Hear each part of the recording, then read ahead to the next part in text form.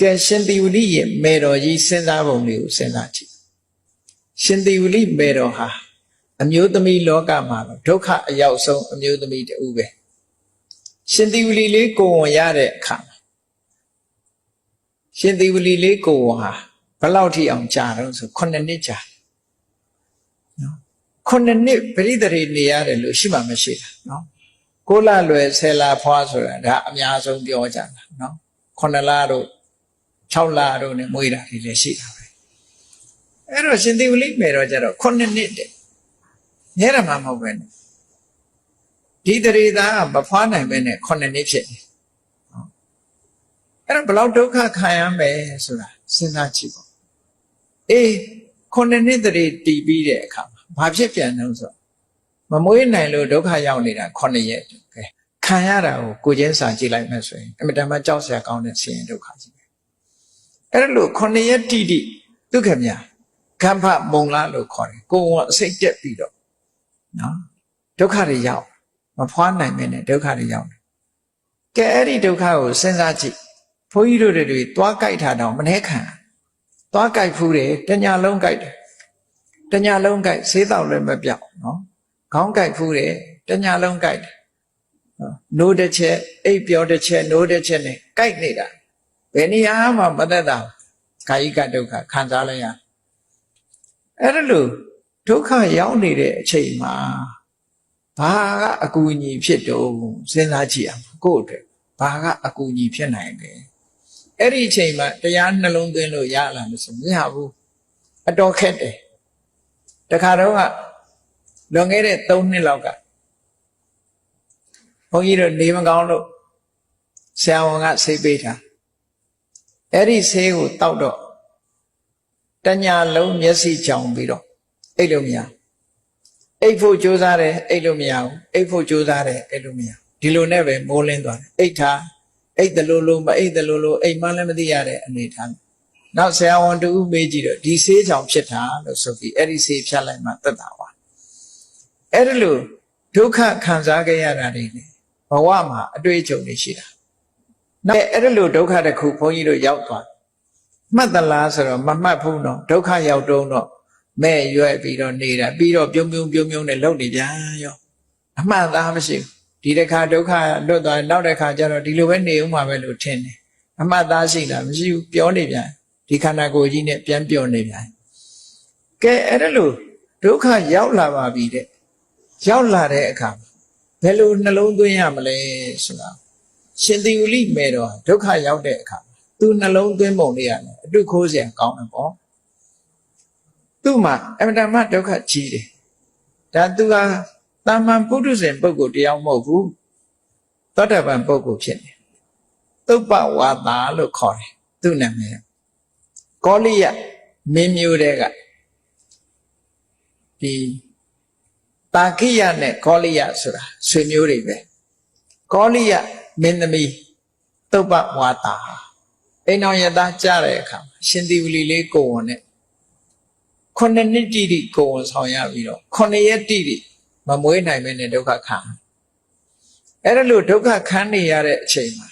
သူဘာတွေတွေးတုံလို့ဆိုဘာတွေတွေးတော့သူတွေးပုံလေးကအမတန်မှကောင်းတယ်မြတ်စွာဘုရားဟာတကယ်ကိုသမ္မာသမ္ဗုဒ္ဓအစစ်ဖြစ်ပါပေတယ်ငါခံနေရတဲ့ဒုက္ခမျိုးတွေကိုဖယ်ရှားဖို့မြတ်စွာဘုရားတရားကိုဟောပေးတာ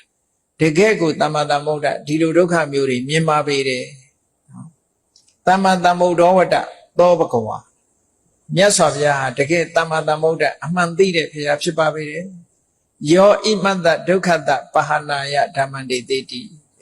ဒီလိုဒုက္ခမျိုးတွေမဖြစ်ပေါ်ဖို့မြတ်စွာဘုရားကတရားတွေဟောနေတာဘုရားတရားအတိုင်းလိုက်နာကျင့်သုံးလို့တဏှာဝတ်ထဲမှာဒီခန္ဓာကြီးမရတော့ဘူးဆိုရင်ဒီဒုက္ခမျိုးမတွေ့တော့ဘူးလေအဲ့ဒီလိုဒုက္ခတွေမရောက်စေခြင်းလို့မြတ်စွာဘုရားကမဂ္ဂင်၈ပါးအကျင့်တရားဆိုတဲ့မက်တရားဖို့တရားတွေမဂ္ဂင်၈ပါးအကျင့်တရားဖြင့်ရနိုင်တဲ့မက်တရားဖို့တရားနိဗ္ဗာန်ဆိုတာတွေကိုဟောတာအဲ့တော့ခန္ဓာကိုယ်ရထားလို့ရှိရင်ဒုက္ခတွေခံရမှာပဲ။အော်မြတ်စွာဘုရားဟာဒီလိုဒုက္ခတွေမြင်လို့တို့ဒီဒုက္ခတွေကိုဖယ်ရှားဖို့ရအတွက်တရားဟောတာပါလို့ဆို ဘုရားကိုအာယုံပြုပြီးသူဒုက္ခအောက်ခံတစ်ခုနောက်တစ်ခုကြတော့တန်ဃာတွေရဲ့ခုံကိုအာယုံပြုလိုက်တယ်။ဩသုပ္ပတိပန္နောဝတ္တဘဂဝတောတာဝကတံဃောမြတ်စွာဘုရားရဲ့တပိတာဝကအရိယပုဂ္ဂိုလ်တွေဟာတကယ်ကိုမှန်ကန်တဲ့လမ်းကြောင်းကိုရှောင်လန်းပြီးဖြစ်ကြပါလေ။ဘာဖြစ်လို့လဲသူတို့ဟာအခုလိုဒုက္ခမျိုးတွေနဲ့မကြုံအောင်ကျင့်နေကြတာ။ဩသုပ္ပတိပန္နောဝတ္တဘဂဝတောတာဝကတံဃောမြတ်စွာဘုရားရဲ့တပိတာဝကတန်ဃာတွေဟာတကယ်ကိုမှန်ကန်တဲ့အကျင့်ကျင့်ပါပေတယ်ဒီလိုဒုက္ခတွေကင်းအောင်သူတို့ကျင့်နေကြတာပါလားယောဣမတဒုက္ခတပဟာနာယပฏิပန္နောဒီလိုဒုက္ခတွေကင်းတော့အောင်ကျင့်ငါလိုဒုက္ခတွေမရောက်တော့ဘူးဟောတန်ခါကုံကိုအာယုံပြုတာဟောနောက်တစ်ခု तू အာယုံပြုပြီးတော့ तू တွေးတဲ့အတွေးလေးတစ်ခုကပါတော့သူဒုက္ခံဝတ္တတံနိဗ္ဗာန်ယထဣရိတံဒုက္ခံနဝိသတိနိဗ္ဗာန်ဆိုတာဒီလိုဒုက္ခမျိုးမရှိဘူးခုငါခံစားနေရတဲ့ဒုက္ခမျိုးဟာနိဗ္ဗာန်မှာမရှိဘူးဆိုပြီးတော့နိဗ္ဗာန်ဟာသိချမ်းသာတာပဲလို့နိဗ္ဗာန်ရဲ့အကုန်ကိုအာယုံပြုကဲအဲ့တော့ဘုန်းကြီးတို့သုဘ္ဘဝါဒရဲ့ဒီနှလုံးသွင်းတရားဟာဘလောက်ကောင်းလို့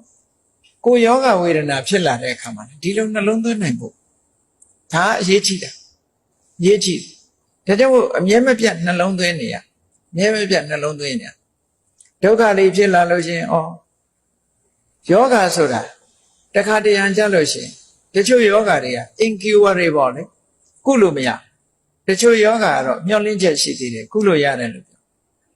curable incurable အဲ့တော့ incurable ဖြစ်နေပြီဆိုရင်ဘယ်လိုနေမလဲ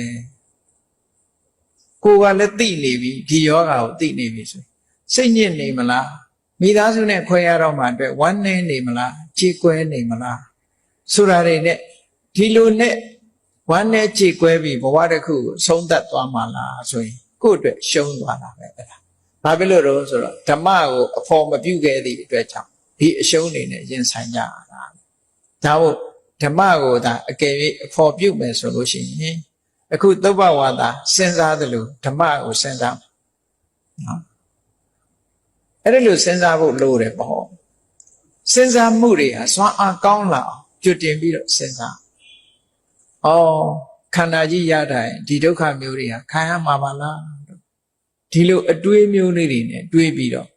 ယောဂရဲ့ဝေဒနာရဲ့တက်တံမှုရရှိဒါကတာမန်အတွေးလေးနဲ့ယောဂကိုခံခုခံဒီတဲ့ကိုယ်တိုင်ကလေ့ကျင့်ထားလို့တမာရီစွမ်းအားတွေမြင့်လာပြီဆိုတဲ့အချိန်မှာဆိုရင်ရှင်သာရိပုတ္တရာမထေရမြတ်တို့လိုယောဂဝေဒနာရဲ့ဓာတ်ကိုတမာပတ်စွမ်းအားနဲ့ခုခံပြီးတော့နေလို့ရဘလောက်ယောဂဖြစ်ဖြစ်ယောဂမရအောင်တမာပတ်စွမ်းအားနဲ့ခံထားတယ်ခံထားသည့်အတွက်ကြောင့်ဒီယောဂဝေဒနာနာကျင်နှိမ့်ဆက်မှုမရှိတော့နာကျင်နှိမ့်ဆက်မှုမရှိပဲနဲ့တရားနိဗ္ဗာန်ကိုအာရုံပြုပြီးတော့အေးချမ်းစွာနေနိုင်သွားတယ်ပေါ့သို့မဟုတ်လို့ရှိရင်လောကမှာဓမ္မမရှိတဲ့အဖို့မပြုတ်နိုင်တဲ့ပုဂ္ဂိုလ်တွေဟာဝမ်းနေခြင်းကြေကွဲခြင်းနဲ့ပဲဆုံးသက်သွားတယ်ပေါ့လူဆိုတာမျောလင်းချက်ကလေးတွေရှိတယ်ကိုယ့်ကိုယ်အသက်ရှင်မယ်လို့မျောလင်းမိမယ်လို့ရှင်ခြင်းမရှင်တာလေအဲ့တော့နောက်ဆုံးအချိန်မရောက်ခင်ဘုန်းကြီးတို့တွေဟာနောက်ဆုံးထွက်သက်ကလေးဝင်သက်ကလေးနဲ့ထွက်သက်ကလေးမရောက်ခင်ကိုလုံးရမယ်ဓမ္မအခုကလေးကအဖို့ပြုတ်ထားဖို့ဆိုတာဘယ်သူမှအသက်ရှင်နေသေးတယ်ဆိုရင်နောက်ကျမယ်လို့ပြောလို့မရဘူး